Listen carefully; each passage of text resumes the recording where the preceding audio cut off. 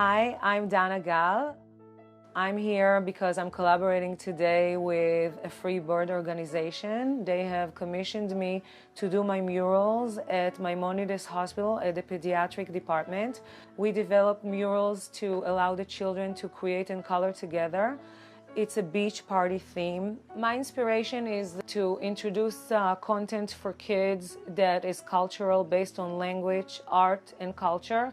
And I just want to celebrate with children the beautiful things the world has to offer. Like, so in the letter B, for example, because today we have a beach party, so we have the basic vocabulary like balloon, bridge, bus, baby, but we also have a more detailed vocabulary like the Beatles, Botticelli, Beethoven, Bach. The special thing about today is the overbed tray table that we developed together with my A to Z book and a free bird organization. We did it for children that are not able to leave their bed. This way it's being placed on their table, the table that they use to eat or get their medication, so they can color, learn vocabulary. You're getting a personalized placemat that's on your personal table, so you can take part in this activity.